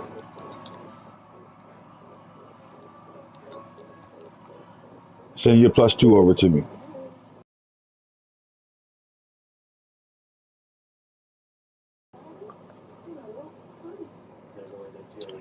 I need the +2. Same high school, and he's looking to beat his records right now, right? The good thing about it is he is going to be in the playoff game this weekend. Face and with tears of joy, face with tears Oklahoma's of joy. offensive coordinator and their QB coach is going to be at that game to watch him play it out right now. Look, he threw 7 touchdowns in his first playoff game this year. And it's twice this year he threw 7 touchdowns. And then people forget that he can run, right? Like he's the guy that got double digits on the ground rushing touchdowns as well. He actually is second on the team in rushing yards. But I think he's the perfect fit for what they want to do in Oklahoma, right? What they're looking at their quarterback position, right? And he's on record of saying he has no problem coming in and playing behind a Bo Bentley and learning behind him. And he feel like, as coming in as a freshman, if he does get the red shirt, Bentley will be a redshirt sophomore, and you're looking at a year or two before Bentley is off to the NFL, and he's taking over that program. So I think Jason Hendricks is actually in a good situation, and I think that was a great pick to go there, right? Like you're gonna go to a team that's a winning tradition, and they know what they're doing at quarterback, right? Their quarterbacks have all been going to the league, from Johnny Montier to Jackson Arnold, and Bo Bentley being next up. So Jason Hendricks is in a good situation, like what he did right now. And the number 1 receiver, this kid was shut by Potts. Look, man, in my opinion, Darren Mosley should be down the list even more. You know why? Because he said, fuck Colorado. He locked us out for no reason, you fuck bitch. Fucking on a visit and lock us out, faggot. Anyway, we reevaluated his tape. We ain't like him anyway. Can't get off the press. Can't beat nobody that got speed. And when you got a corner with size, 6'2", like the Bull Potts out there that's going to Clemson right now, you get held to 1 catch and 7-on-7. We talking about 7-on-7. In 2 games, you got held to 1 catch, bro. Don't let my bias of him not selecting us and locking us out and going to Missouri at 6'5", 198. Because look, man, we got the number 1 receiver in last year's class. We wanted to go 2 years in a row, back-to-back number 1 receiver. He said Colorado don't have space for him to play receiver day 1. He wanted to be on the field. I don't even know that's his bitch ass deal breaker. Fucking punk, playing style, you bitch ass nigga. That's why I ain't come there. Anyway, I can't wait to Clemson and fucking Missouri play in 2 seasons. I want to see that matchup, Darren Mosley. Your butt ass Harvard's Alabama. You ain't even fucking get no looks by Alabama, punk. And the other Rolling on thing the is, floor laughing, fucking rolling on the faggot, gonna floor go there. laughing, Nah, ain't gonna rolling on shit the me blowing floor my shit. I laughing, can't rolling stand on these the fucking floor recruits. laughing. Fuck out of here. You're gonna be butt as hell, cold as shit in Missouri. And it ain't the type of cold that, anyway, fuck out of here. Let me start hating on a kid, bitch ass nigga. Taj Conklin, ledge, left edge rusher, 6'5", 244, Jefferson, Texas. Oklahoma locks that down over Alabama. That was a big time win there too, right? I think he brought him in during that Alabama game. So that was what you needed, right? And you got a guy that's coming in. He said, I don't give a fuck who's on the roster. I'm coming in to play year one. Can that happen? They got some young dogs, redshirt sophomores all over that roster. You just saw a sophomore with 94 overall, so he might be going to the league after this year. This kid might be right. He might know what he's doing right now. He said, I can go to the NFL early playing for them. I want to be in this college football for 3 years. I don't got no time to waste. I'm trying to get my family up out of shit. And NIL is sweet in Oklahoma right now. You know, they winning titles right now, so you know their NIL bag is there. And it ain't just the boosters, right? They can get real NIL deals. You got the businesses in Oklahoma right now kicking out for their program. You know, everybody like a winner. And I do think Taj Conklin can get it done right now. He did deal with an injury his junior year. I think he recovered fully from that. You didn't get to see him in the camp circuit a lot, and I think that's why he's sitting at 10 and not higher than ranked number 10. Alabama got the next two players. They went and got the white boy, Earl the Pearl, bumper run specialist. He out of Brunswick, Georgia right now. It's funny, though, because he's on a team, that high school team that play a lot of zone. But in the circuit of 7-on-7, he did a really good job. They call him White Ice. That boy be out there getting it done right now, man. Like, he said, don't player comp me to these white ass corners in the league. I'm different. I grew up in an area where it ain't too many that look like me in that area. That's what he said. That's why he out here, and that's why he going to Alabama.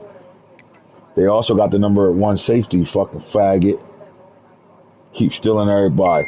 Alabama don't even need Tim Sessions, but they got Tim Sessions, and Tim Sessions will come down and knock your helmet the fuck off. We watched him do it for 3 years straight. He didn't even get. He got to the visit. We kicked him off our board. We didn't even let him get to that week 10 visit, bitch. It's our fault for slapping a week 10 on him instead of a week 8. Fuck. 6 foot 198. He a guy though, man.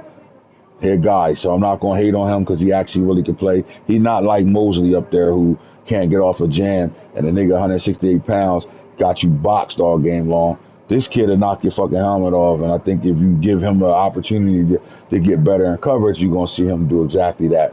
Now the question is, go ahead to Alabama. You probably never gonna see the field anyway, because there's gonna be 4 more transfers that's gonna come in and take your job every year. So good luck with that, fuck ass nigga.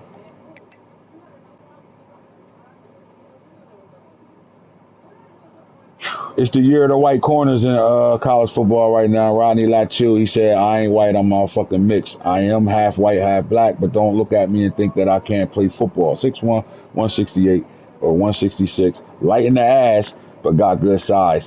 And Texas needed a win like this, right? They need to get back in the dominate mode and recruiting. There's no way anybody should be coming in the state of Texas without Texas saying you can have them, right? There's no way that guys should be tearing Texas up like this without Texas having a say in it. And look how close this was to losing. Alabama, Texas A&M, Ohio State, and Penn State was all in the mix. Alabama goes right into Florida. Like you notice, Alabama's all over the map. Sam Trueblood corner. They don't got no problem. Most of the niggas that saw this corner didn't even motherfucker put a That scholarship on man him and Ice Child. because he was white. But Alabama tell y'all, fuck the color nigga, what they doing right now. And they don't go after nothing but 5 stars. So if the nigga ain't a 5 star, they not even worrying about him.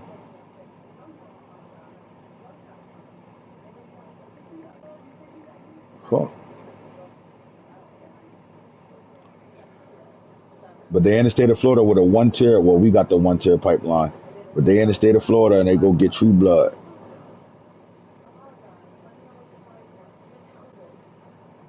And Clemson at it again. They go get a thumper, middle linebacker, 6'2", 235. They like those type of linebackers, right? They don't gotta be the tallest linebackers in the world. They like them compact guys that can go sideline to sideline. Marietta, Georgia. He a kid that played for Buford as well. And again, being the number one linebacker in the country and the number one athlete in the country, like you got to see him on both sides of the ball in high school. And you see the common theme DC nice Clemson going bra. through right now. Like my thing is this: they know they want athletes right now. They want to start moving these guys around. This kid could probably play running back. I think he'll be a low 4-star, right? Power back type guy. He got 23 touchdowns as a running back right now, but I think his ceiling is that linebacker. And to be honest with you, I think he got the speed to play linebacker sideline to sideline.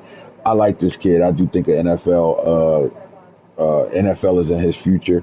He's a hard worker.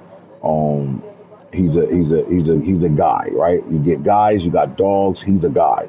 He's a guy. He's a guy to pay attention to, right? And I think Clemson is doing a hell of a job this year in recruiting, and the type of fucking athletes they bringing in right now is letting me know they ready to start programming a little bit more. I can't hate on Desmond Ficken. Look, it comes down to visions here, right? And he said it. Look, I already had you or Arizona State as my team. I want to be in the Big 12, right? I want to be on this side of the map, right? Look at it. You're looking at Utah, USC, UCLA. So if it ain't West Coast, you're the closest thing to the farthest I'm willing to go. And we really had a good relationship with this kid. And the problem was Arizona had a really good relationship with him, and he got them on campus before we got him on campus, and that was the sign and the factor of, to me, the best free safety in the game in the college right now. And we had some really good safeties come out. Ohio State benefited from safeties. Colorado had a number one safety last year. Like, it's guys that came out over the last couple of seasons in this recruiting cycles, and I'm telling y'all, Desmond Ficken might be the best safety to come out of since 2026. I'm saying 2026 because Ohio State got that guy over there, strong safety right now, that to me might be the best safety in the country in the 2026 class, and I think he's one of the best in the country. Ficken is on that level right now, right, where like you can literally do a little bit of everything with this kid. He's a dog. Now we're not gonna hate on him because he decided to go to Arizona State. That's our fault for not bringing him in week 5 and trying to get him in that week 8. Arizona State put the full court pressure on him, and boom, there it is. You got a guy that's fast too, right? You're looking at a 4.4 guy, right? 93 speed type guy. He's gonna come in at least 80 overall. He's that player that might come in with a trait star elite type situation.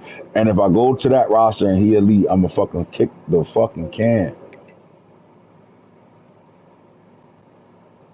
All right, field safety Corey Duggar. He's the number 17 player in this class, right? From Alabaster, Alabama, 61203. It came out of Florida, Alabama, LSU, and Tulane. And Auburn has dug in, right? I think people don't realize how good the recruiting at Auburn actually be doing, right? They got a physical corner that can actually play slot or safety. So in my opinion, I think you're going to see him do a little bit of everything. Duggar, remember that last name. And then Trent Cockrell, fucking last name Cock, dog. He's pass protector. He ass. All he can do is pass block. Like everything else is ass. He's gonna have work to do. They all redshirt him and get him right, but they wasn't watching him to go get him out of Maryland, right, the DMV area. 6'6", 322. That boy got size on him for sure. You want linemen? You know where to go get him from. Pause button. Pause. Truman Sharon. Lurker, will linebacker, speedy guy, 6'2", out of Rock Hill, South Carolina. Georgia Tech and Alabama beefing with North Carolina over this kid. Look, if North Carolina lock him down and the kid up top, they will get 2 5-stars this year after not getting any of them. And Lurker, 6'2", 216, this kid could play middle linebacker for them. Alabama said, if we don't steal him from you, we'll get the number 20 guy in the building. We like them Africans, 6'2", 237. You notice the blueprint for Alabama? They're linebacker you right now, flat out. Amari, right? And the Chuk, whoa. That motherfucker, he is from spitting spears, darts out of straws way deep somewhere in Africa somewhere where he coming, like he hunted elephants, chased cheetahs, motherfucking slept in the forest with monkeys and shit, like Tarzan ass nigga, like he that guy, right? Like we still trying to figure out how the fuck he playing football in Alabama. This motherfucker don't know a lick of English. He can't have an interview or nothing. The coaches, they call him Knock Knock. That's what his name is. His name Knock Knock. They go Knock Knock. And when they say that, he just go crazy for fucking 4 quarters. But Alabama know what to do with these type of guys. They cheating somehow. We know that. We don't even. This motherfucker don't even know English over here playing football in a high school where he's 6'2", 237 pounds. Like this motherfucker don't. But he a grown man. He don't even. But like he might be older than what they saying he is. I don't know. I just don't know how they getting this guy over here and his whole family. They can't answer shit. So you know how it is when you gotta go sit on the couch to talk to this kid. The coaches ain't saying shit. They brought all pictures with them. They brought a picture of the campus, showed him that. He said, "Not, not." That's all he know how to say, "Not, not." Then he showed the picture to the mom and the dad, the 16 sisters, and the 4 other little brothers. And he got a brother that's 12. He's 6'5". And he showed the picture to all of them. They all went, "Nuck, nuck." Then the next thing he showed them was a fucking dollar Face bill. with tears of joy, face Showed with them niggas tears of $100 joy, face bill, with tears and they of all joy, just face bowed with their tears of heads, joy. signed the fuck You out of silly. them. Cheating ass niggas. They used to, where the fuck they get this guy from? You know, in the fucking America. I know he ain't come from there. Motherfucker, ICE has been at his door 12 times this year. They even came to a playoff game. They changed his number at halftime. That shit crazy. I don't think this kid belongs in fucking America at all. Fuck out of here. All right, LaMarcus Ladd, 5'9", 166. I keep telling y'all, Clemson going after speed right now. This guy ran a 10.4 and 100, so you know he coming in with 97 speed, flying. And he better than that kid Dorian Mosley. Like he way better than him, but they got him at the number 2 because he's 5'9" and not 6'5". But at least he can get off the press. Like you ain't holding him at the line of scrimmage. 88 when it come down to release. Like he that guy. Almost 90 when it come down to deep route runner and shit like that. Like he that guy, right? But they gonna put him all in the slot and let him go get busy. Imagine when the play break down and you got 97 speed coming at you. Good luck with that. All right, at this point, Oklahoma just over recruiting. Like this, their 15th edge rusher in 2 classes.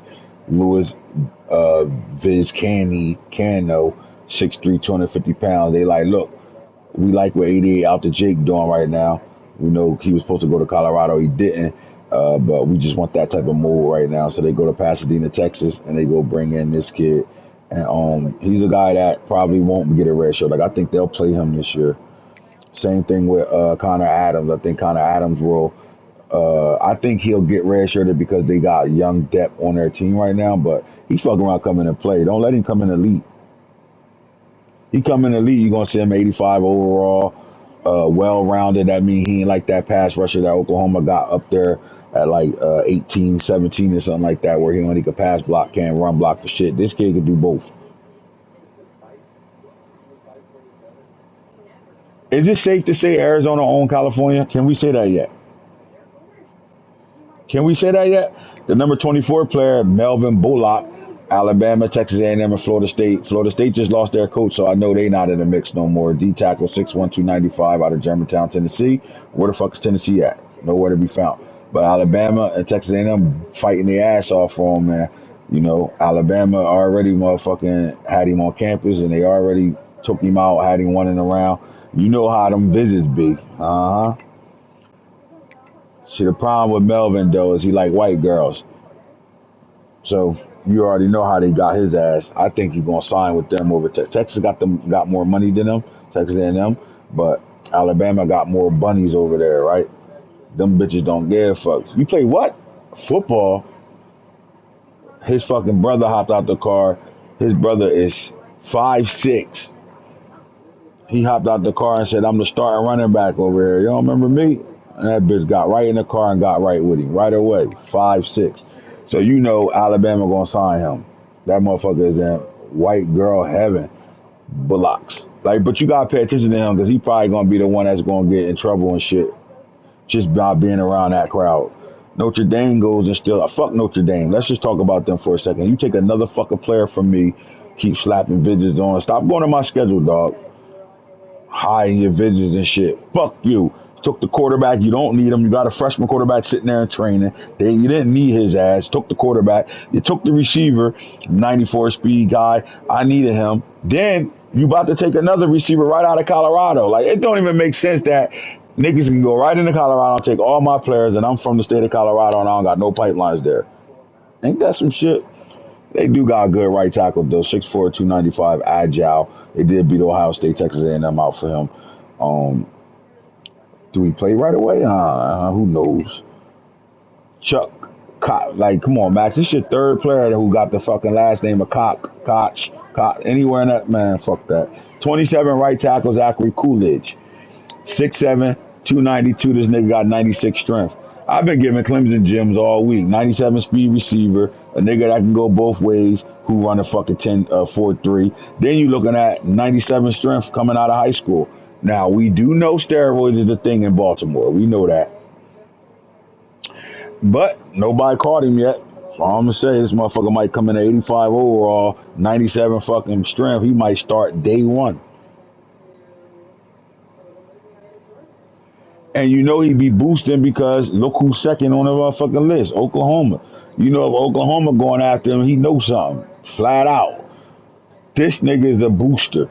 Fuck out of here. His dad owns every major store in Baltimore. This the only white boy that can hang in the hood anywhere he want right now. He can do whatever he want, however he want. Because he'll fuck something up because he's a fucking Incredible Hulk and shit. Like, he shouldn't, like, this kid, you know, sometimes I'll be trying to figure out what's going on with these kids these days because you 6'7", my boy, 292, and you got 97 strength. Like, when you fucking lifting 225 40 times and you fucking ain't even 18 yet, I bet you he got all type of punch holes in his ass. No diddy.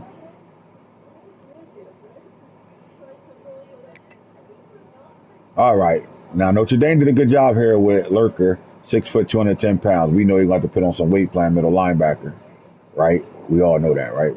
28th in the nation, number 3 in the state of Maryland, and number 2 overall at his position. I like him. He a dog.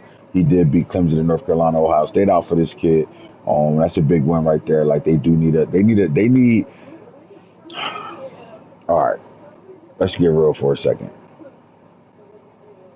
The last time Notre Dame had a stud linebacker, they got one in this class, though. They got a guy that's up and coming. I like that they got out of last year's class.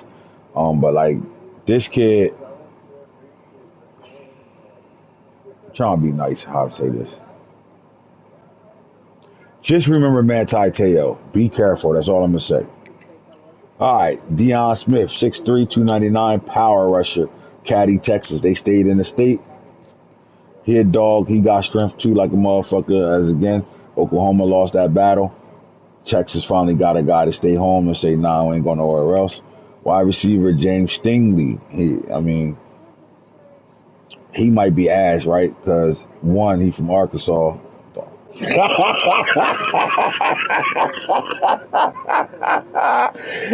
only one nigga with speed in Arkansas. His name Brandon Murray. And you don't know what these niggas do. These motherfuckers, you don't know if these motherfuckers, you can't go get nobody out of Warren, Arkansas at all. Because they either play football, they like motherfucking Lil D off of Friday. They got 35 occupations. This nigga been in jail 12 times. Nobody going after him. You see the teams that won him, right? And then just answer this question. Why the fuck does Louisville don't have a scholarship on this guy? Just somebody answer that question for me. Like, what the fuck do Rob be doing?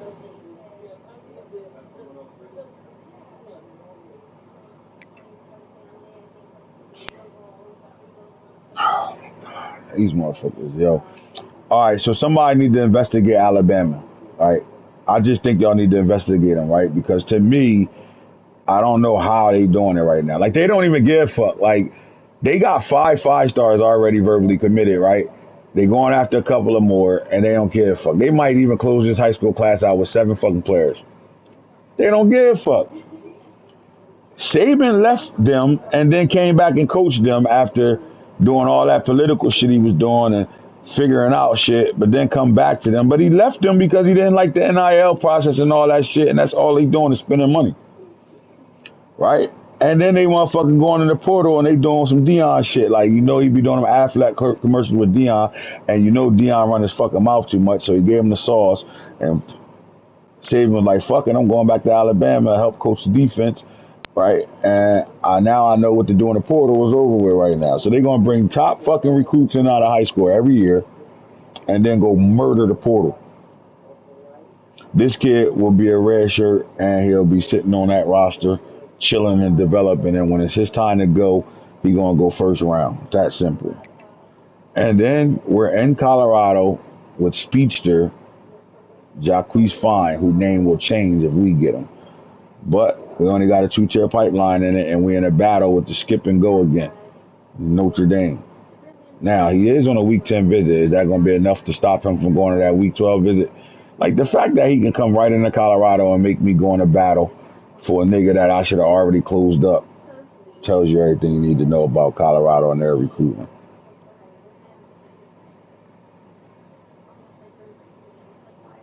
But he a dog. If we do get him, he a dog. If Notre Dame get him, he gonna be regular as fuck. Not because Notre Dame can't shit with him, because he gonna be regular as fuck. Fuck Jacquees. If you don't come after this fucking week, boy, oh my god. But that's your 5-stars, 32. It's some of, as you can see, some of these guys really got the fuck on my nerves this offseason. But the story of the 5-star flex is Nuck Nuck. Him right here. His name Nuck Nuck. They showed this nigga a picture of Alabama campus. You be alright. You just took over a program that could do it. They showed him a picture of the campus. They showed him a $100 bill, and it was on. Like, he do everything. He the equipment man. He do all types of shit just to be. That's why I know they cheating, because how one of your best high school recruits is already on campus, motherfucking at games and shit, washing uniforms and shit. His mom work at Alabama. His dad, they moved to Alabama out of nowhere. Don't nobody even know how they got there. Like, all right, I think ISIS. I swear to God, I'm saying, I watch them call ISIS on this motherfucker. Like, yo, go check out the Knock Knock family. They all work at Alabama all of a sudden. All of them. The mom, the dad, all 16 sisters, all work at Alabama. They all doing fuck shit over there. Yeah, that's bullshit. With that being said, I'm out of here. Well, I'll let y'all on the next show.